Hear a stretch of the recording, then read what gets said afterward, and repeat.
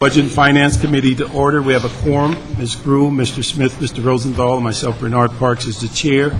We go through the calendar initially and talk about the consent items. If we can agree and go on items 7, 9, 10, 11, 12, and 13.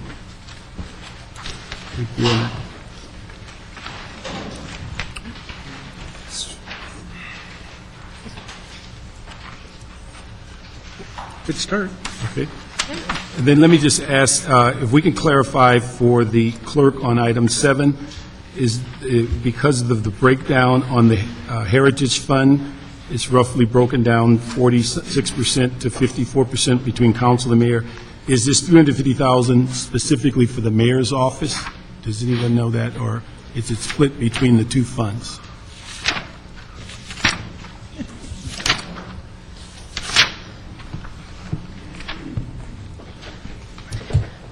Diana Mangiolu, Office of the CAO. I believe with the way the motion's been written, it's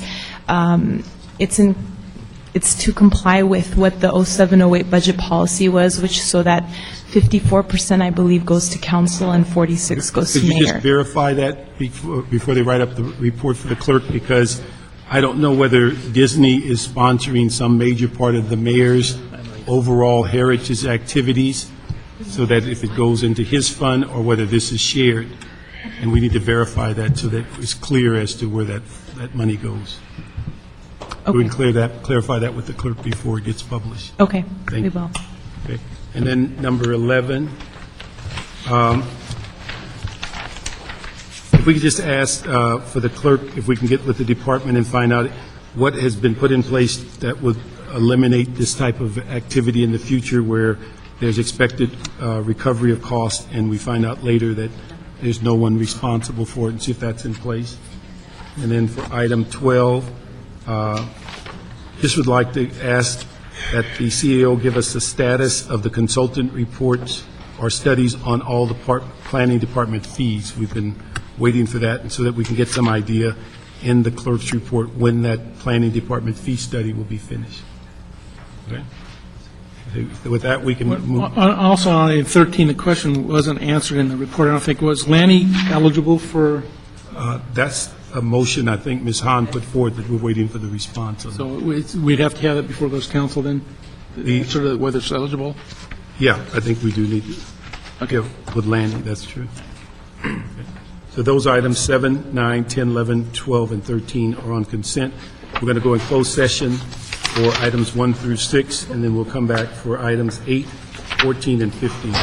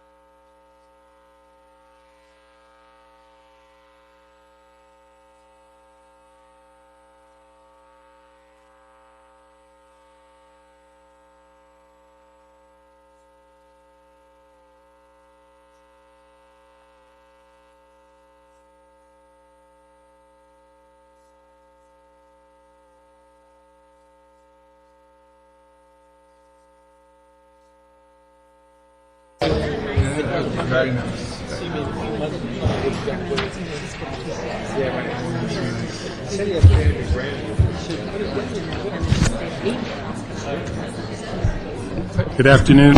We're going to reconvene the regular meeting of the Budget and Finance Committee. Mr. Weezer has joined us. We have a full committee. Let me ask my colleagues on item 13, one item of reconsideration. Could we hold that instead of going on consent in committee for 2 weeks and allow the CLA to answer those questions? 13, about Lonnie's issues. Oh, okay. Okay. Do you have any objection if we hold number 13 in committee for 2 weeks? No. Wait, okay. We'll hold, instead of consent today, we'll hold it for 2 weeks for the CLA report. Okay.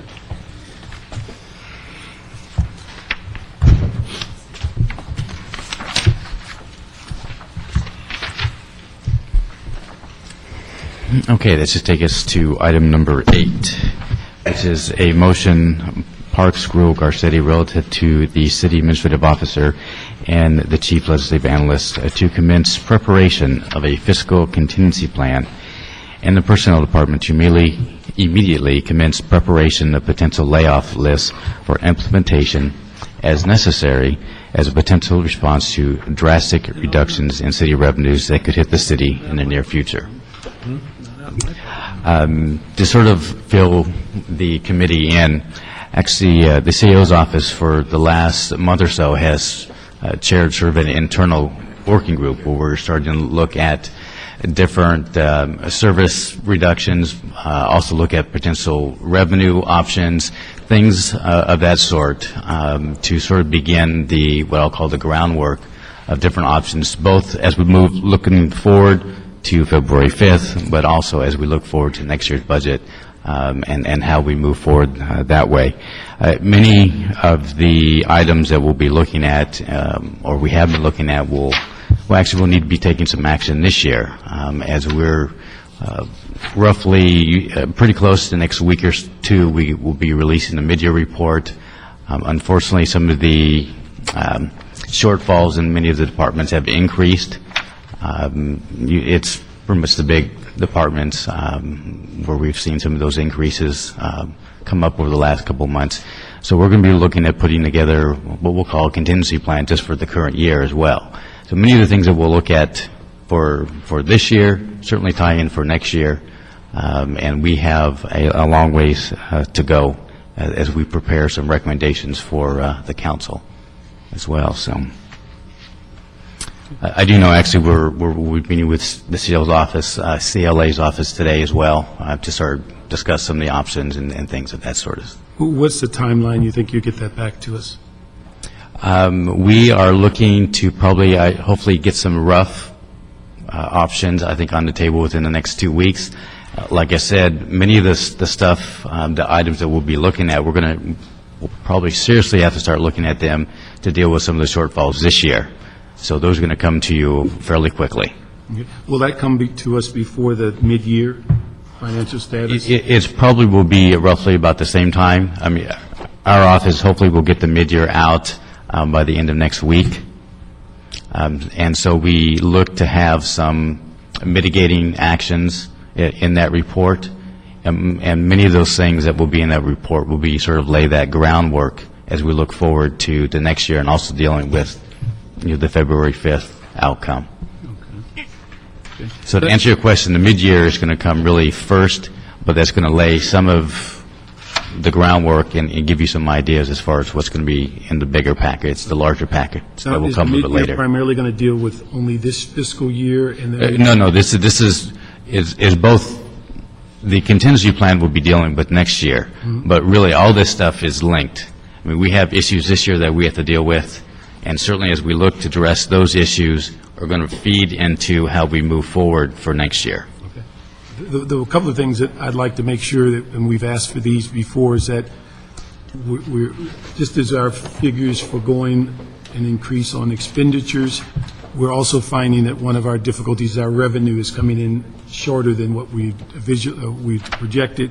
And we'd asked a while back during the budget hearings for the study that deals with citywide fee increases, that we get those early this year, so we'll know exactly what we're programming in the budget.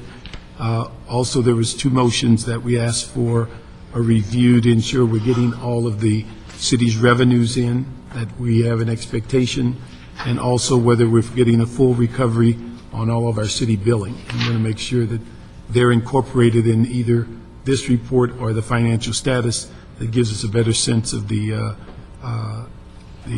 issue of revenue. And then if everything, what was I think our last meeting when we planned to bring back the special events policy? Because that's another gaping hole that we can close. We have any idea? Is that before or after fiscal financial status? Actually, we've been having some internal discussions surrounding the convention center fee waiver policy as well as the special events motions. So I would anticipate probably after the mid-year comes out, we'll come back with the special events policy. Well, I mean, would that be January? We get that, I'm hopeful, yes. so if we can schedule that for January with hope. Okay. Let me ask you one other thing, is that, and this came up as part of the discussion on this motion, that some of our departments, or some of the MOUs we have clear, concise language about reopeners for economic downturn, and some of them are void of that language. And I'd like to see if the CAO-CLA would work together and develop, as part of our financial policies, that we mandate that there's clear and concise reopener language in all MOUs addressing potential economic downturns, financial uncertainties, and declared financial emergencies, so that we make that as a course of business, that we don't get in a position where some have it and some don't. I think that's something we can easily incorporate. Much of it comes out of instructions from EERC, but I think that that's a standard We can put policy that's language and get it probably... before then, because what's harmful on this coming year is that most of the big departments do not have the language. And that's generally where EA. we'd have the trouble in the sense of bringing them to the table. And that's where generally we have the greatest amount of overexpenditure and the greatest need to put some controls in place. Yep. Understood. Okay. I just wanted to throw out that when, even though my name's not on the motion, when I first came up with this idea, which Mr. Parks carried forward while I was gone, it was to make sure that we had a very clear understanding in the public on what the cuts will be if Prop S fails. And so I want to make sure that the process timing is that it will be done before the February election, that we'll have a very clear budget that takes effect after Prop S, March 1st, that will go into play. I mean, this is not a game. This is, and the newspapers can call it all the scare tactics they want, but it will be the budget that's adopted by the council. In that process, I think the mayor should be at this table when we have this discussion, and/or his designee, not just presenting to us, but really as a partner in this, because under the normal process, when we prepare a budget, he does the work, we do our work, reconciliation back and forth. It takes months. We don't have that time frame, and so I think they ought to be a part of this from the very beginning. So with the chairman's approval, I think we ought to invite the mayor's office to be at that meeting as part of this discussion. Okay. And, Mr. Chair, also I'd like to add to what Mr. Smith said when I heard Chief Bratton talk about its impact overall on his responsibility. I want to make sure that that is clearly presented to us as well, and I would encourage the chief to come himself and explain to us what impact that would have on our overall safety in the city.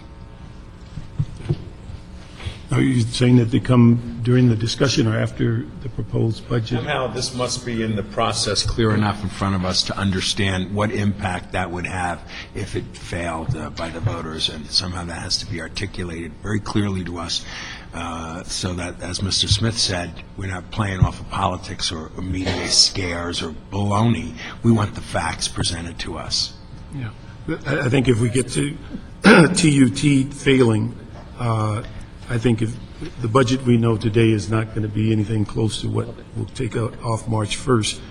Even if TUT passes, we've got some major decisions to make between Yes. now and July 1st. So, okay. So we can move that forward, and it'll be looking for that report. But the timing will be that that report will come after the financial status report. Yes. Okay. Okay. And that's 2008, as far as the January timeframe? Okay, that's one specificity. I would just know, we actually have a list of some 70 different proposals that we're going to be looking at. We've gone through all of our services, and so Okay. we have the groundwork there. And it's not pretty. Okay, that should take us to item number 14, which is a CO. and a Board of Police Commissioners report relative to a grant award in amount of $870,000 from the United States Department of Justice National Institute of Justice for the Police Department's Forensic DNA Backlog Reduction Program for the period of October 1st, 2007 through September 30th, Personnel here for this. 2008. Patty Huber is here from our office, along with Greg from PD. No, I was just introducing, yeah. Hello. Good afternoon. Good afternoon. Greg Matheson, Police Department Criminalistics Laboratory Lab Director. This morning, I asked you some questions to see if you, because one of the things I didn't understand in looking at the grant, that we're talking about a significant amount of the grant being spent for travel, overtime, and equipment, although the goal is to reduce the backlog, and whether the 870-some thousand could be better spent if we spend it all in the vendors analyzing cases, because I think what you told us at Public Safety a couple of months ago is that the outside vendors cost about $1,000 per case, and whether we have that kind of flexibility in this grant to put more of it into the analysis as opposed to the equipment and overtime and travel. Okay, actually, to give you a little bit of background, this is, I believe, the fourth year of a number of NIJ grants. In previous years, there were two separate grants that NIJ gave. One was for backlog reduction, and the other one was for capacity enhancement. This is the first year they folded them into one, and it actually is still for both of those items. The National Institute of Justice interest is in reducing the backlog and increasing the capacity of local laboratories. The other thing is when we're talking about outsourcing, it isn't right now $1,000 per case, it's $1,000 per item. So in the case of a sexual assault case, there may be anywhere minimum of 2 items, many times 3, 4, and 5. So the number of cases that we can complete with the monies is not, the 871, it's something significantly less than that. Okay. There's 870-some odd items then, Correct. as opposed to cases. That's correct. Okay. But now, when we say in this issue today, we're talking about, what, 183 cases or 183 items? I believe that's 183 cases, because we actually we're approaching with this grant to try and accomplish both of the goals of the grant, and that is backlog reduction, of which a little bit more than half, or about 460,000, is going towards that. That's a combination of the outsourcing money plus the overtime. Anytime we outsource a case, it isn't a matter of just sending them a case out of our property room. Somebody within our laboratory needs to take a look at that case. If it's sent directly without screening, still requires some handling. If it needs to be screened, which we prefer to do so that we retain possession of the original evidence, one of our criminalists needs to go through that case and find out whether or not there's anything to do DNA work on. So in the interest of reducing the backlog, that's why we have some outsourcing money plus the overtime so that we can get more cases out with our existing staff while we train up the new positions that the City Council has given us. So about 460,000 of the 870 actually goes towards backlog reduction. The remaining 410 thereabouts is for equipment, so that the new staff that we have online that are about ready to start working have their own tools to do the job rather than having to share them with other people, which is the situation we have right now. And the training or the travel that you're talking about, a lot of that has to do with training. We can bring people online quicker if we send them to outside courses, so they could accomplish in a 2-week course what it might take us, 2-3 months in-house to accomplish. Also, our accreditation does mandate a certain level of continuing education, so that's part of keeping our people up to date and current on the technology. So that's how this particular grant, we're proposing, it breaks down. One of the other things that we keep in mind is we do have other sources for backlog reduction money. The cold case grant that's handled by RHD has somewhere in the neighborhood of, I believe it's about $400,000 that will be used to outsource some of the backlog. And pretty soon we're going to have available to us the monies that are being generated from Prop 69. There's excess funds now that is going to be assigned towards backlog reduction and outsourcing. But we want to take advantage of both aspects of this grant. Okay. Is this something that we propose, or is this the limits of the grant on how the money is being spent? No, this is a package that we put together. So you believe that the sense of the travel, the equipment, serves those purposes to what, you said, expand capacity? At the same time, we're looking to reduce the backlog, so you think it's the good combination? Yes, I do. Okay. Because one thing I was just trying to figure out is that if our goal was to reduce the number, what is it, 6,000 cases or whatever, that at this time in our history, before we get more people and all those other things, whether that would be the emphasis to get more items before the vendor and reduce those, which solves more cases, puts more people in prison off the street, as opposed to divvying the money up in two different capacities. The main reason for divvying it up is so that, as you know, so we can reduce it, like you said, and we do have the other sources of funding available to that. But if we don't also at the same time try and increase the capacity, the backlog's just going to grow again. And by using some of the funds and breaking it up like this, I think we're in a best position to, plan for the future and be able to keep that backlog from growing again. But now, at Public Safety today, I think there was some conversation that as the law goes into effect and all all arrestees are now swabbed, where does that put us on workload at that time? Well, the analysis of the swab samples isn't handled by our laboratory at all. That's all handled by California Department of Justice. So they're the ones that perform that work. It's a direct effect on them. The effect it'll have on us is On the hits. on the hits. Yeah. That's right. And the more cases that we can enter into the system, the more hits we're going to get. Okay. But I mean, how have you begun to look at the impact? Because that's upon us. This next phase is on us, if not this fiscal year, next fiscal year. Well, part of it, again, is building the infrastructure so that we can attack those cases when they come in, do the analysis, get them What I'm trying to uploaded. find, is this enough to do it, or are you going to be coming, when that next phase goes into effect, is that going to require more people, more funding for equipment, or is this going to get us through that next phase? No, this in and of itself will not. It's also part of the package that we've been working on with public safety for the expansion of the DNA system. Right, and you'll see that Laura Filatov, Fiscal Operations, LAPD, you'll also see some of that request in our 0809 budget for robbery homicide for the cold case units and also for SID to increase the capacity.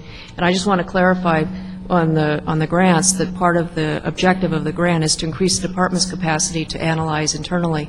That's why we need to have our people trained and have the proper equipment. So it's part of the goal of the grant, and in order for us to comply with the grant, we have to do those things. So we have to have that mix.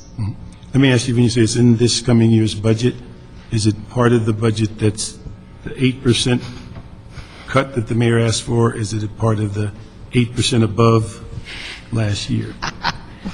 Very nice. We felt it was important to articulate what our needs were. We fully understand that there's going to be problems, but we still have an obligation to say what the needs are based on our workload. But So- have you gone back to comply Yes, with the we have. mayor's request? Yes, we have. Okay. All right. Then let me ask the CAO, I didn't quite understand the issue of the 339 account.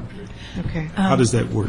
The 4.4 million, is that new money that we? Yeah. Yes. It is, Actually, 5.7. Yeah. well, first of all, the amount has increased because the department has continued to look at the But accounts. explain to us what that 339. account is, and then we can go through it. 339 is a special fund that the department uses to put its grant monies into. So when we give them a reserve fund loan for like equipment purchases or travel and training, it actually goes to 339. They expend the funds from there. They apply for the reimbursements, and the reimbursement monies go back to 339 and then feed back to the general fund. So it's basically for cash flow and money management purposes. When we were looking at the grants that were coming through and looking at the status of the reserve fund, one of the things we looked at was, were there opportunities to not do reserve fund loans? And we looked at 339 and saw a very large cash balance and asked the department to please look at that and see what funds could be released back to the general fund. As of the time of the report, they had identified 4.4 million. As of today, that's now increased to 5.7, and the mid-year will make the recommendation to return those monies to the reserve fund, which they are due to the reserve fund. They have been due to the reserve fund. What I didn't understand is that if the same fund Excuse me. is accepting the reserve fund loans and then they accept the reimbursement, how do we tie them to where we're assured the city's getting all of its funding back? The department's accounting Yeah, documents. we link the reimbursements. When we do the billing on the grant, we link it, we give it a code number, so that when our funding agency returns the money, it's tracked that way. And so for the last 3 years, we've been doing a really good job of doing the billing. When the money comes back, then we transfer the money to the reserve fund. That's been going very smoothly. When they asked us to go back, we took a look at prior year, back way, prior to 3 years ago, and we found the $5.7 million that was available to be returned to the reserve fund, and that's what will happen in the mid-year. Because that's what I didn't understand, is if we're looking at it routinely, how did we accumulate 8.7 million? We're looking at it routinely right now. For the last 3 years, we've been looking at it routinely. We didn't have the staff to do it. There was a disconnect between where the grants unit was and fiscal operations, and so there wasn't a good connection internally. So we've fixed that problem, and then we were given additional staff this year in our accounting section to be able to go through a lot of these accounts and really do a good cleaning of them, and that's one of the things that we were able to do this year. And then the department has put in the procedures to now stay current with that. Well, we've been following them, yeah. Yeah. What is the amount that's viewed as a need to have that float at all times?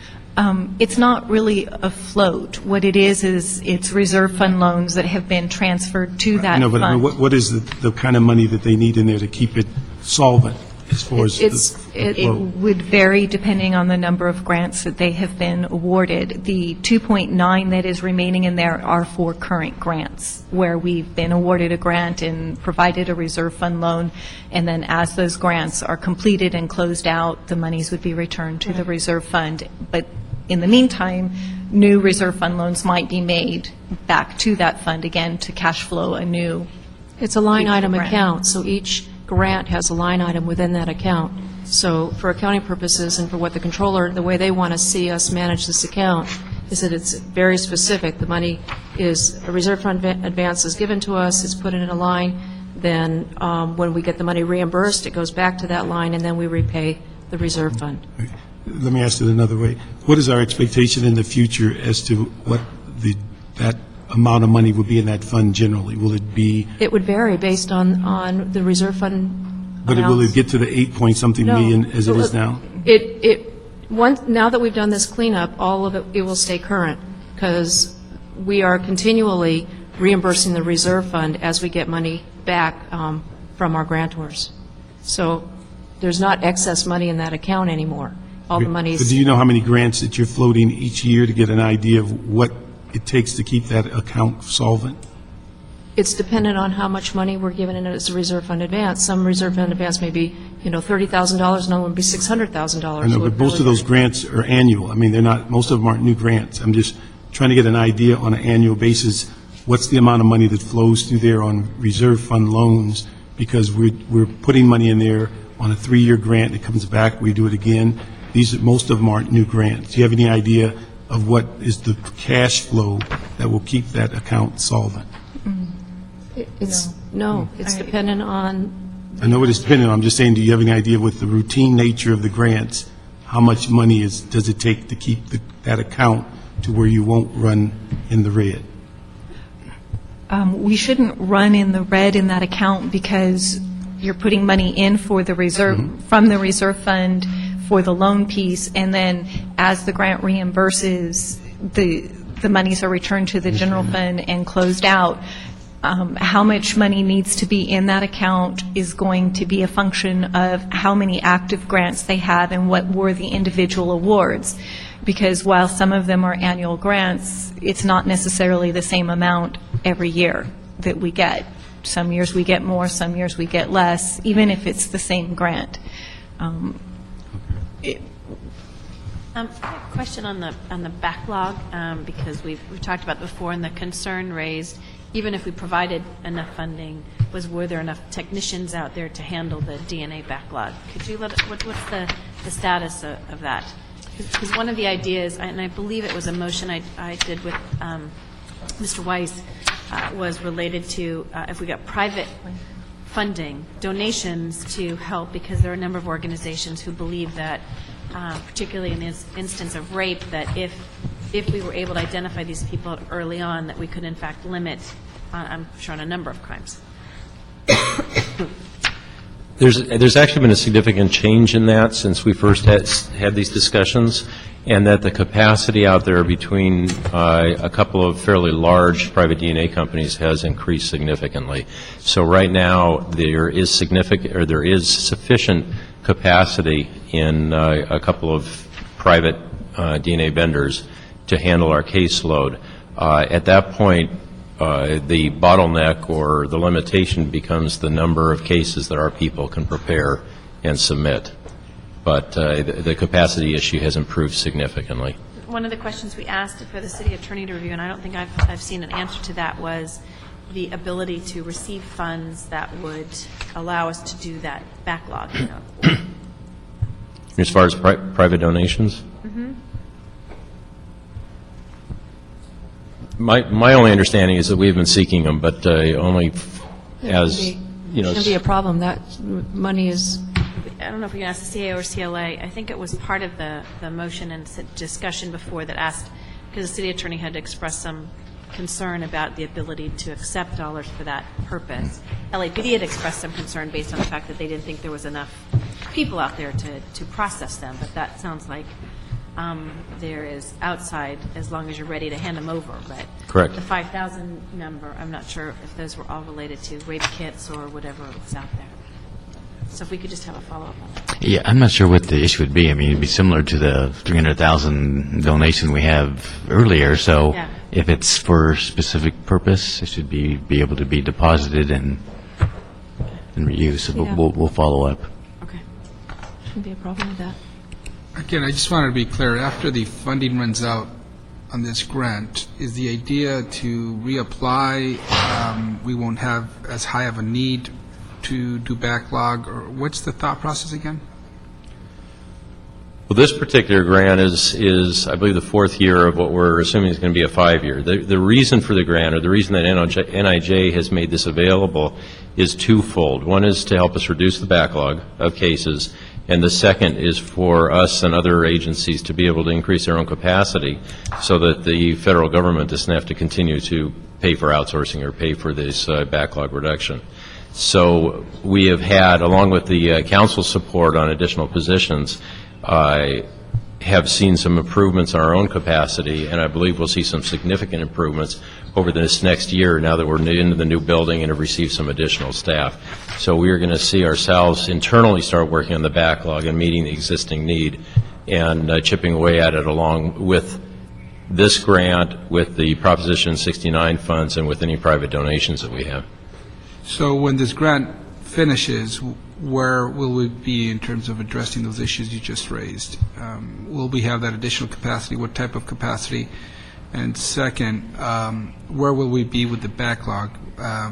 What do we expect to accomplish? Are we still going to be in need of how many dollars to finish up the backlog? Well, I don't have any specific numbers with me at this point, but I do know that I mean, the backlog situation is huge. I mean, we're talking in the 6,000 to 7,000 case range. Yeah. So a grant like this will assist us on anywhere from 1 to 300 cases, depending on the complexity of them. But that's why we're trying to deal with them in a lot of different levels, different funding sources.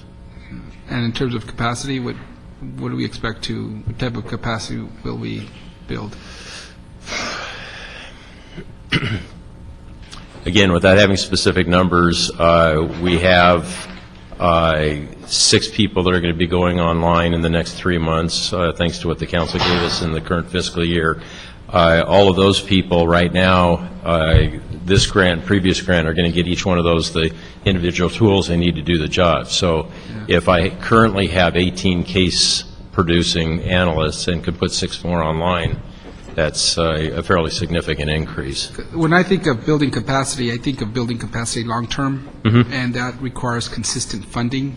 In a grant situation, to build capacity, I think of okay, well, what can we do that will help me build capacity long-term, but with these few dollars, and so hiring more people for a year or however long it takes, that's not really building capacity, right? The grant doesn't pay for the people, it pays for the equipment, so we're sort of the one-time fixed costs, the equipment, and also the training requirements for the employees. Okay. And so those are very specific one-time costs. We're not talking about the grant paying for ongoing salaries. So it's not only capacity building for quantity to address the backlog, it's also capacity building in terms of technical support, et cetera, training, things like that. Exactly. To increase the capacity of SID to handle more cases, that's the capacity, I think that kind of needed to be defined of what we're trying to build here, is the ability for them to do more of the cases in-house and rely less on outsourcing, even though we know that we have this huge backlog, and they'll never be able to get through the backlog, but at least it'll increase the internal ability for the department to handle these cases. That's the capacity that we're talking about. Thank you.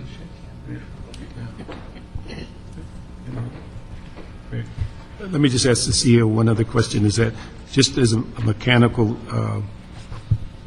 procedure, is it better bookkeeping-wise that you're saying we're going to move the 5-point-something million out of this fund and the reserve fund, and then we continue to give the reserve fund, or is it better to take less out of their 339 account? We had this conversation with LAPD, and for bookkeeping purposes, it is easier for them to have the reserve fund loan and the paper trail that creates. Okay. And the controller prefers it that way as well.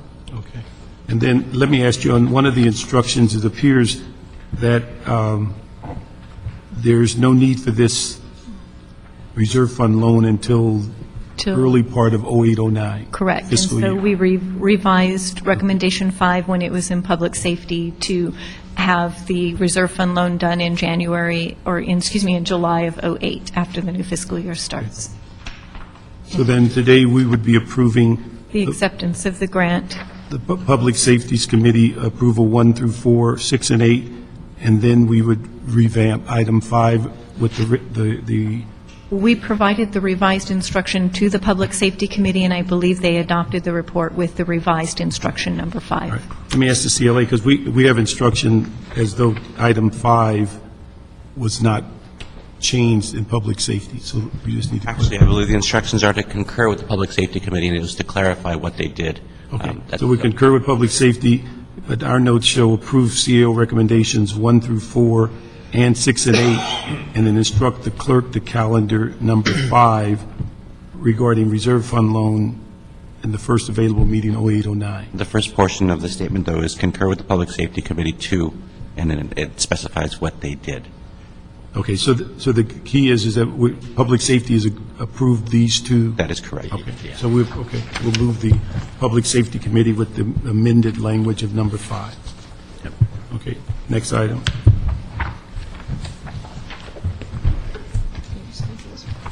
Okay, item number 15 is a Board of Police Commissioners and SAO report relative to a request to accept the 2007 through 2009 Sixth Site Comprehensive Anti-Gang Initiative Grant Award, an amount of $693,000, and execution of the grant agreement between the city and the Governor's Office of Emergency Services for the period of May 1st, 2007 through September 30th, 2009. Let me just ask 2 quick questions. One, we're in the same boat of bookkeeping on this issue. Yeah. And then the other one is that when is the earliest that the money, I guess recommendation 6, as far as movement of the funds, what's the earliest that's needed? Oh, that we need, in order for us to enter into the contractual arrangement, we're going to have the money to back it up. And so we need the money, we will need the money now for this. You need that immediately? Pardon me? This is not one that can wait like No. the previous one? No. Okay, all right, thank you. Just curious, the cameras, do we feel comfortable once we put them up, we can secure them and maintain them? That's my concern. Absolutely, Charlie Beck from South Bureau. And that we did the initial project here in Jordan Downs. Yeah. And we installed 8 cameras, and we have lost none to date. But we had a year of public meetings prior. We solicited the community on the locations, on the rules of use and all this. So there's a big, it's not just throwing them up, it's a whole complex. And you're doing that with this particular situation? Yes, and I think actually this, we're going to experiment with non-enclosed cameras in some of the locations because of our success.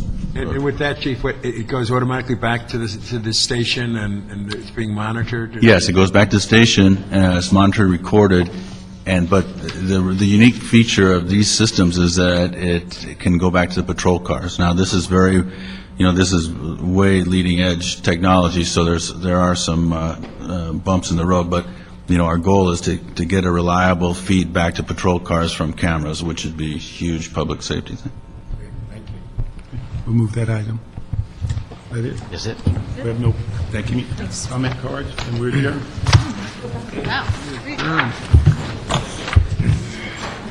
Keep it that way. See you tomorrow.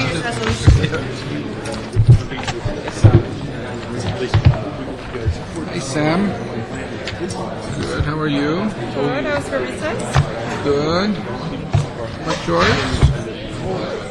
Good.